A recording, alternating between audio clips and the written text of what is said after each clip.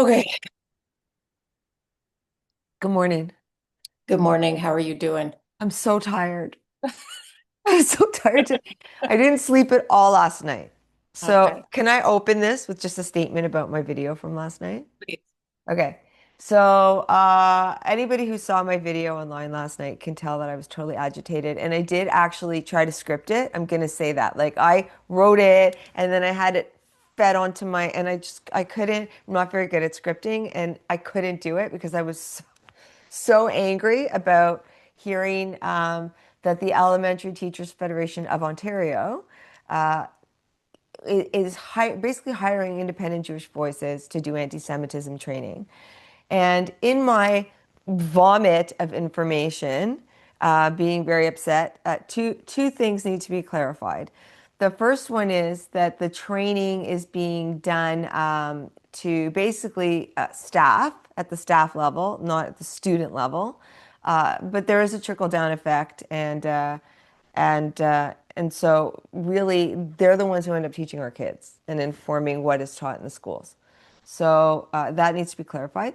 And the second thing is that people need to be calling the ETFO as well as Doug Ford and Calandra. And the reason, I'm going to say this out loud so everybody knows, the reason Calandra and Ford need to be called is because they need to be told that IJV does not represent us. And I think we need to start telling them and everybody at every opportunity, right? But the ETFO needs to be called, and the president of the ETFO, do you remember his name? David Maston. David Maston, right? So I've the numbers in the written content of the post wherever it is, but he needs to be called a lot. I'm just so angry about all of it. Yeah, I don't blame you. Hiring IJV to teach anti-Semitism to Ontario teachers is like hiring the fox to protect the hen house, right? It's ridiculous. Yeah, yeah. Because imagine if the teachers now teach our children that anti-Semitism is as defined by IJV, which is such a skewed and warped representation of what anti-Semitism is. And we know that so few Jews actually agree with independent Jewish voices, IJV. And that's why we made these sweatshirts, which is I'm wearing it in homage today of what happened yesterday. Because when Bryn came out with his report on how many Jews are Zionists in Canada, and it was cited in the IRA handbook as well, he claimed in his report, and they did a big study, that 91% of Jews definitely 100% identify as Zionists. 6% are kind of a little confused as to what it means, but only 3% of Canadian Jews, according to that report, do not identify as Zionists. Yeah, So how is Independent Jewish Voices roughly 3% of Canadian Jews representing Canadian Jews? well, let's break it down even further than that, because there's this erroneous notion that a member of a group cannot be bigoted toward that group, which is a fallacy, right? So the idea that Jews can't be anti-Semitic is a fallacy. Absolutely, Jews can be Yeah, of anti-Semitic. And course. we Yeah. know, based on the IRA definition of anti-Semitism, that while criticism of Israel and the Israeli government is not anti-Semitic at all, um, denying Jewish indigeneity to the land of Israel and denying Jews a sovereign homeland is anti-Semitic, Yeah. right? Because it's obvious, right?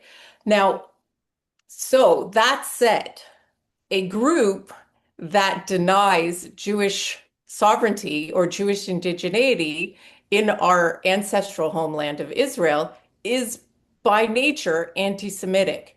Therefore, Yes. IJV could be defined as anti-Semitic. So the ETFO has essentially hired an anti-Semitic organization to do their anti-Semitism training, which It's becomes cuckoo bananas, as Talia cuckoo likes to banana. say. It's cuckoo And banana. Ella Right? said it, like you made an analogy earlier, but Ella said something, and based on all the work that we do in our chat group. So Ella is one of the members of CWAA, and she comes into the chat group last night, and she says it's like hiring a rapist to go into a rape crisis center to protect women.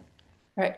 Like I'm just, my mind is so blown by this. And I really think that I think it was on purpose. And people can say it was an accident. Like there was somebody told me yesterday that it was actually the vice principal of the school that did it. And she just didn't know what IJV was.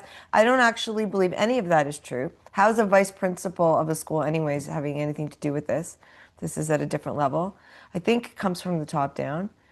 And you're gonna send out an email later about this today. So we won't give it all away right now, but I think I, this warrants a lot more discussion. And I think that we really need to start focusing on these groups that purport to talk to anybody about us. well, one also has to look at what the objective of IJV is, right? Their objective is not actually to combat anti-Semitism. That's not their objective. And there are a vast group of very qualified organizations that whose objective is to counter anti-Semitism And they and were apparently right rejected from and to doing teach this about training. anti-Semitism, right? Chief among which is Simon Wiesenthal.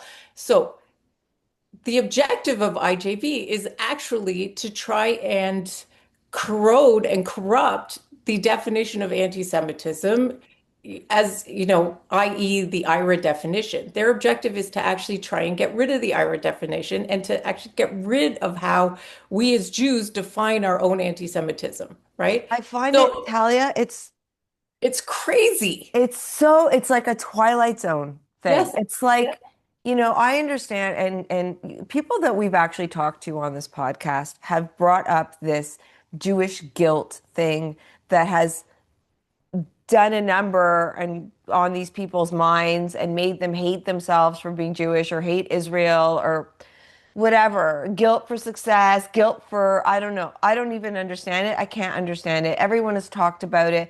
We've heard Ben Freeman talk about it. We've heard Ben Mulrooney talk about it. I mean, everybody talks about it, right? And it's still, to me, as like a regular human being, forget about somebody who's been in this fight with you for the last 2 years. Like, how, how, I can't put words to it. I can't put words The, to it. the It's so lunatics are insane. running the asylum, right? The lunatics are running the asylum. It's really like that. Well, we've already said it. It's like hiring somebody who has a particular neuroses to cure the neuroses.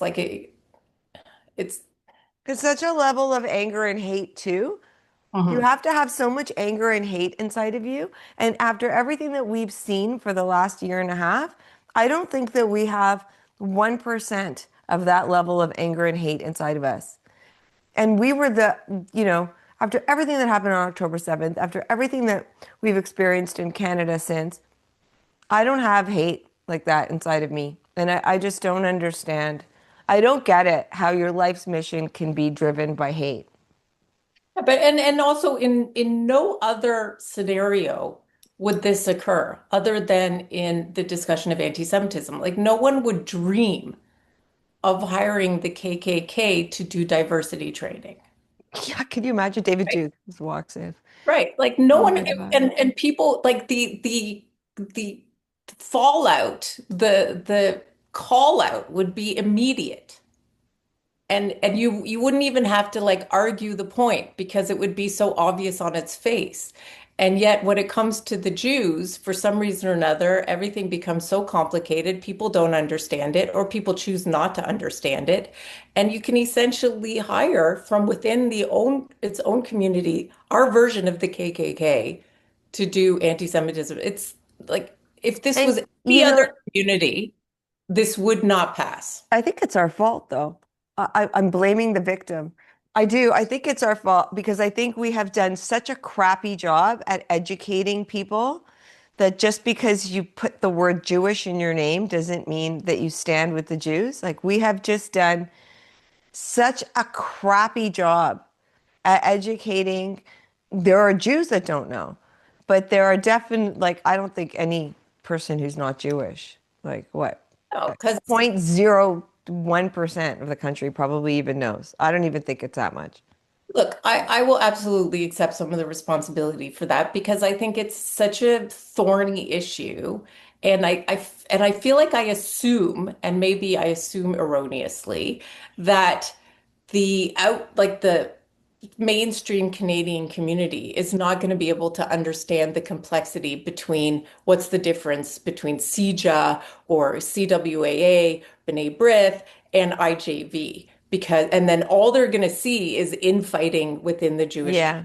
Now, I Well, think that we was a have, fear for a long time. I right. think we're over it. Yeah. I think we're over it. I think we have to appeal to the outside community and say, we need you to understand the complexity, right? And we need you to be able to hold these two thoughts in one hit. You have the mainstream Jewish community, which represents at least 91% of the Jewish community, and then you have the cuckoo bananas bongo people over here. And Well, we need you to understand the difference between the two and not to see this as in community fighting and just community politics, and they should go sort themselves out over there, right? yeah. Because So we're going to we start to need do our that. allies. Yeah, we need our allies to be able to recognize the difference, to be able to hold the complexity, and to be able to combat the anti-Semitism, even when it looks on its face like a Jewish community organization. We need them to step up with their allyhood and help us combat these people who are speaking Yeah. in essentially in our names.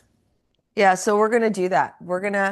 I think we're gonna just put IJV on notice right now. I mean, we've done it before. We've been working on it We're coming for you. in the background, but I think we really need to focus our energy right now on not just IJV, any Jewish organization Yeah, well, there's also that is these JV. fringe anti-Semitic Jewish organizations that are coming after us because they are very organized and they have been coming after us for a long time, and we need to stop failing. We need to stop failing.